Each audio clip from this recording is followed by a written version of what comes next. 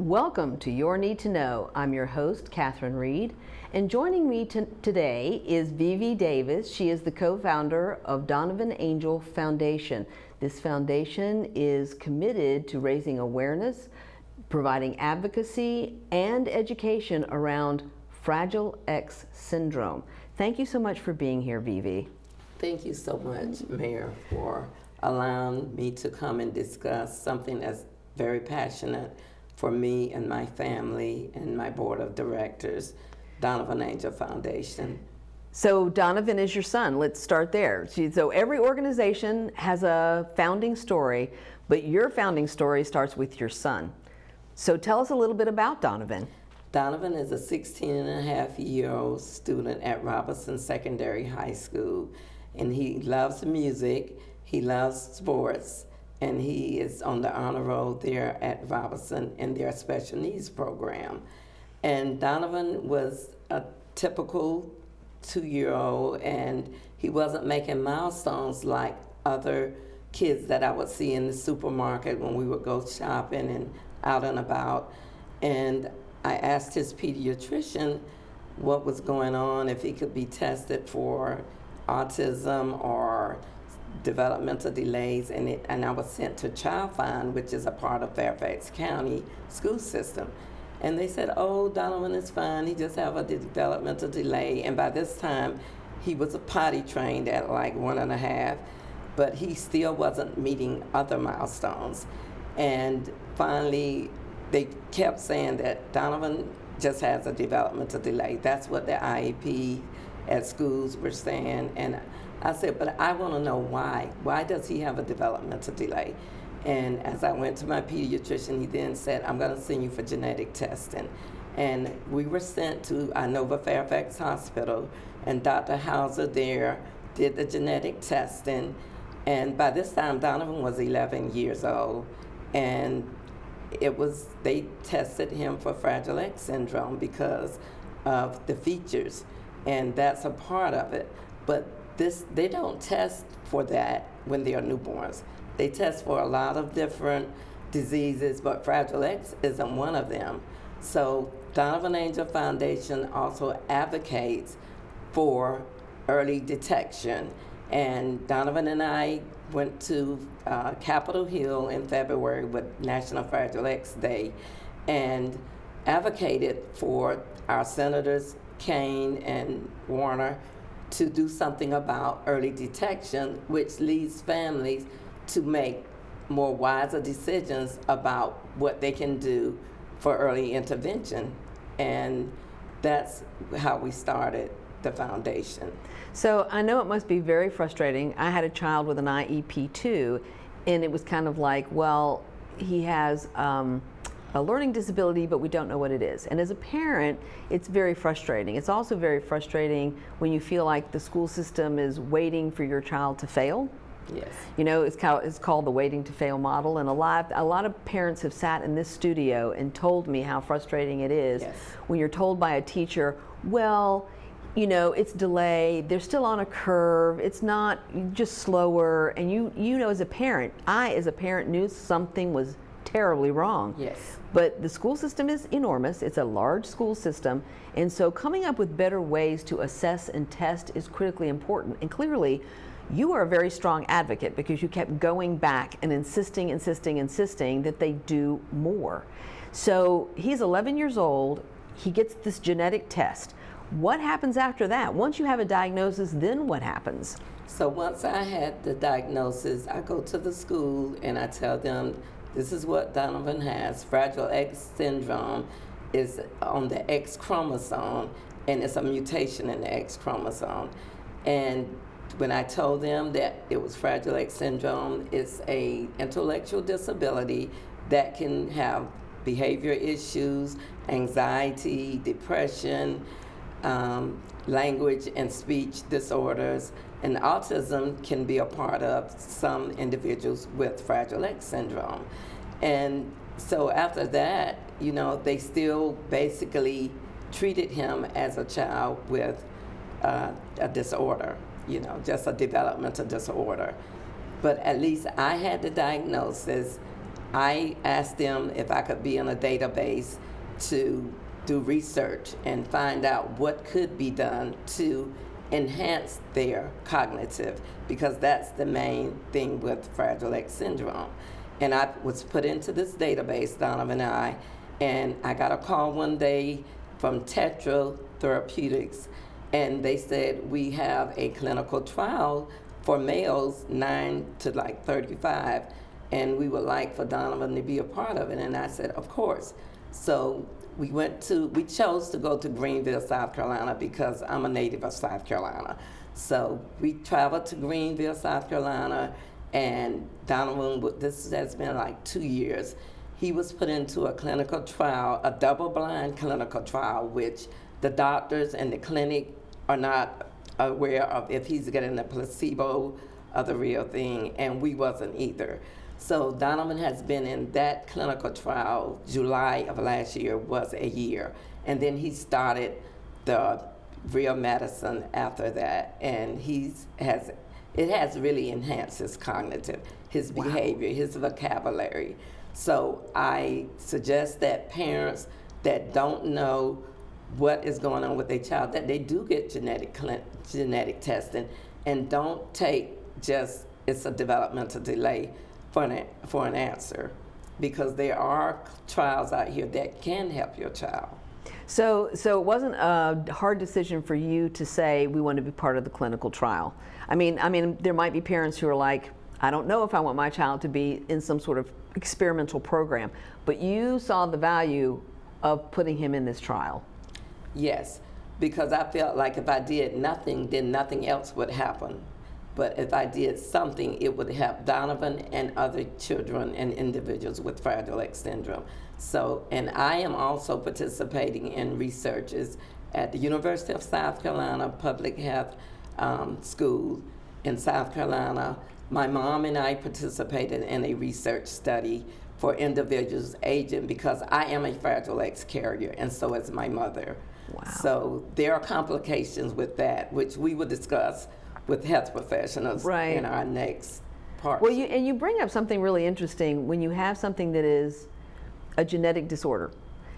So I probably have all kinds of things I carry genetically. I have 3 children, right? Yes. So as an adult, when you're an adult and you have children, you're not thinking to yourself, I certainly didn't, what sort of genes do I have that potentially could impact my biological child? So this is really interesting. I would not even have considered the fact that testing you and your mom is also so important to figuring out how this is carried through families. Yes.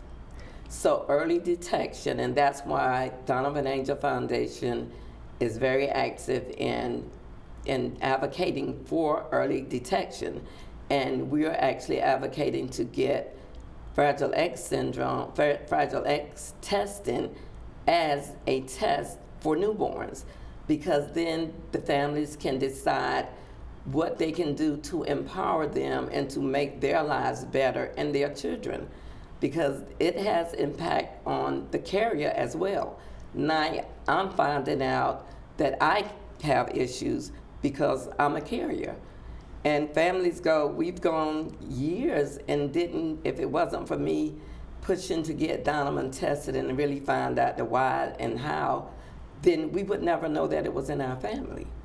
Isn't that amazing? That is, so part of what Donovan Angel Foundation does, obviously, advocacy work. So you went to Capitol Hill, you've spoken to the governor issued a proclamation, Fairfax City is going to issue a proclamation recognizing that July 22nd is Fragile X Day, and the whole point of that is to raise awareness for something that many people are probably hearing about for the very first time. Yes, and that's what we need to do, raise awareness. A lot of children are being misdiagnosed with autism, and autism can be a part of Fragile X, but we need to get early detection so that families will know exactly how to proceed with making things better for the well-being of their children when they're born. And do you feel like you got lucky with your pediatrician? Because I'm assuming a lot of pediatricians are not familiar with this or the symptoms or signs of this either. They are not. And Dr. Kavion Milani is a great primary care doctor, and he has been the doctor for us for the last 25 years. So I have 2 older sons, and they don't have Fragile X, and they were his patients as well. So he listened to me, and that's the key to all of this, is making sure that you're advocating and talking to people that's going to listen to you, especially your doctor. And yes, I was so grateful that he listened to me. And now we are advocating for other people with Fragile X, kids, individuals, so that they can be empowered to live better lives in their communities, in their schools, in their churches, and in society. Absolutely, because we want people to live to the greatest extent, potential. their fullest potential. That's exactly it, the fullest potential. And Innova, I think we're fortunate here in Northern Virginia to have Innova. So how was getting the referral from your pediatrician to the genetic testing center?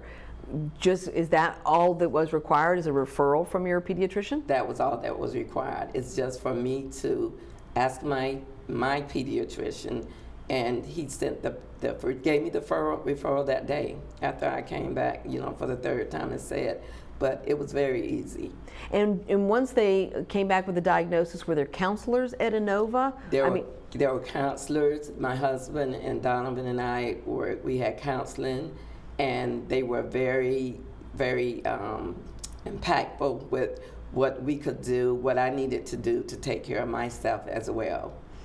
That's fantastic. And are there other families that you're aware of in the Northern Virginia region? Is there any group where other families with children who have, or is that part of the function of Donovan Angel Foundation, is a home for families who may be finding out for the first time that their child has Fragile X? We have resources, and Donovan Angel Foundation provide resources for other families, and just whatever they need for. We really focus on the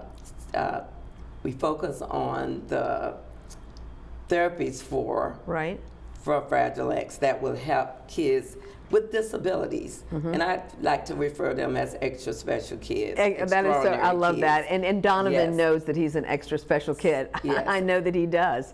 And so we have therapies such as equine, the horseback riding, music therapy, speech therapy, and occupational therapy, to give them those are non-traditional therapies that we allow these kids to have, so that they can be the best they can be and have other opportunities in life to thrive. Well, on that note, we're going to go to a break.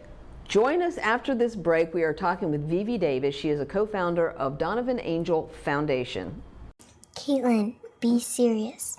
No, take the oath. Come on. I'm totally taking this seriously.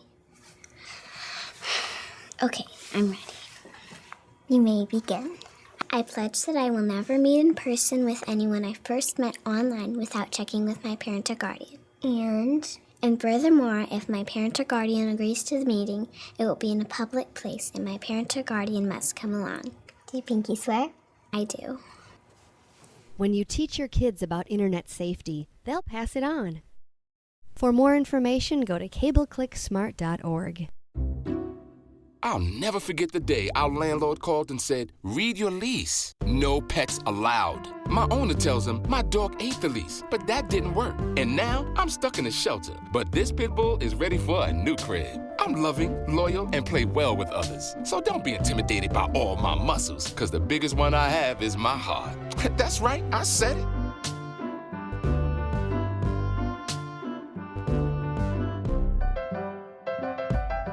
Today I'm going to talk to you about physics. Come on in, girls. Let's go. This is the first rocket to get humans to Mars. Really tall. I'm a rocket structural engineer, designing and building parts of the rocket. You are the generation that will be stepping foot on Mars. Do I have a group of astronauts on my hands? Yes. You can become a rocket scientist or whatever else you want to be.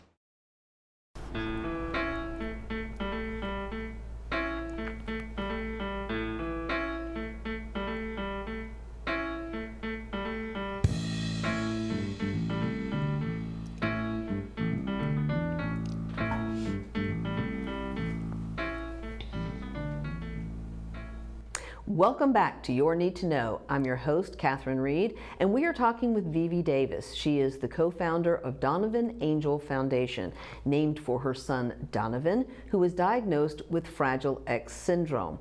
So you were mentioning when we went to break, VeVe, that you have a variety of different programs for those who've been diagnosed with Fragile X. Tell us a little bit about the programming that you have. So we have a camp that we have every summer at the Fairfax County Government Center for a week. And last year we had clinical people come in from Howard University, where Donovan attends Tuesday and Thursday for extra speech and hearing services. And we just do the camp for a week, and it's from 9 to 2. And this year it will be on June 24th through the 28th. And we encourage people to go onto the website and sign up and become a part of that. And there are other resources. Sometimes people call and ask for assistance trying to figure out how to get their kids into programs. And I'm still learning as well, but I have a lot of resources. I talk to people from Howard University, from the Greenwood Genetics Center, from University of South Carolina, and what I don't know, I will find out. Well, he's in a wonderful program at Howard University. Tell us how you found it and what that includes. I just started advocating and calling colleges, trying to find out, as a parent, as a mom, what can I do to help my son? Where can I get additional services than the ones at school?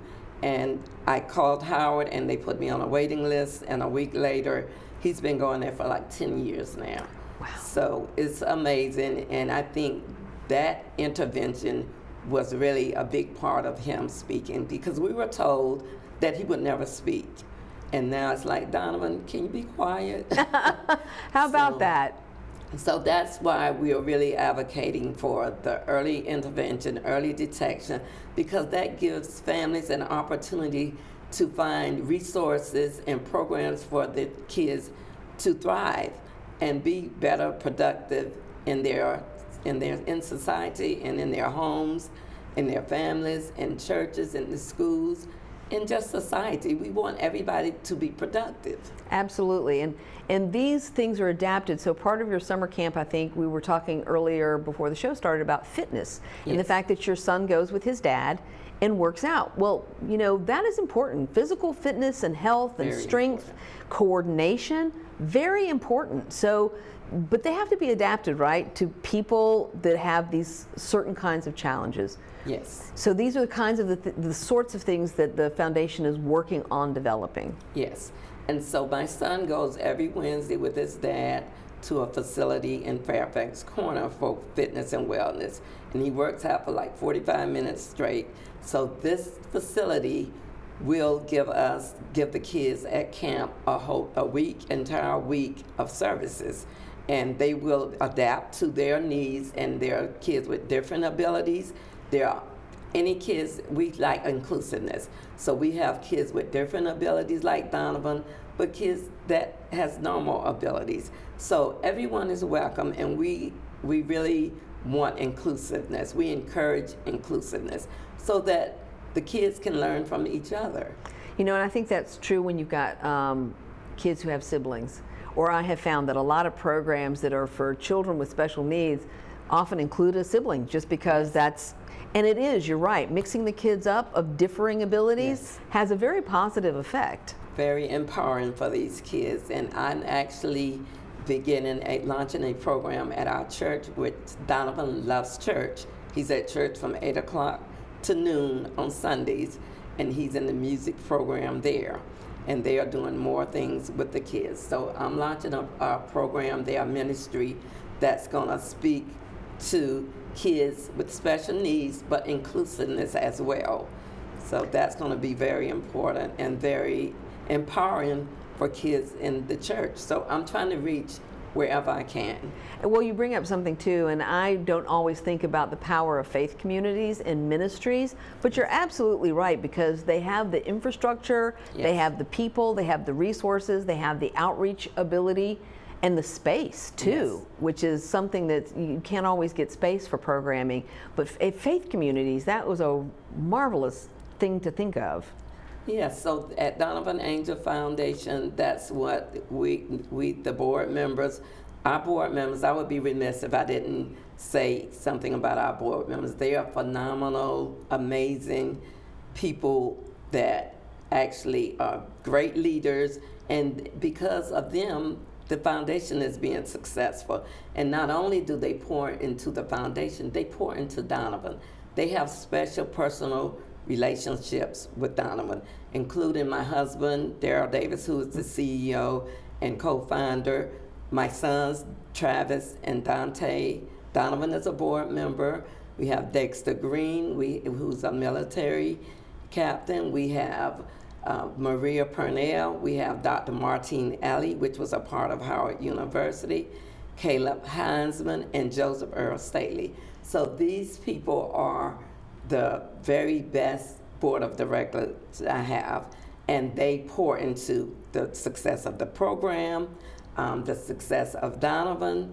Donovan can pick up the phone at any time and call any one of them, and they are available. They know him on a personal level, and they fight hard for the foundation, and we do other things.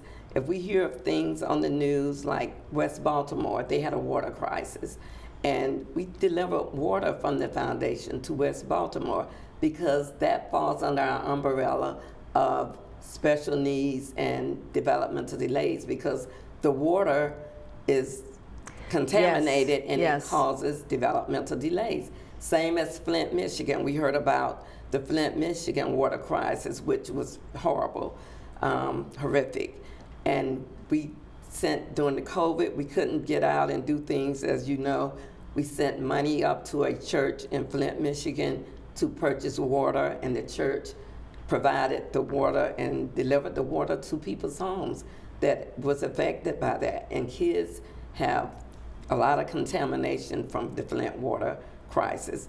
So we evolve, and we do whatever we can for any kids or families with special needs.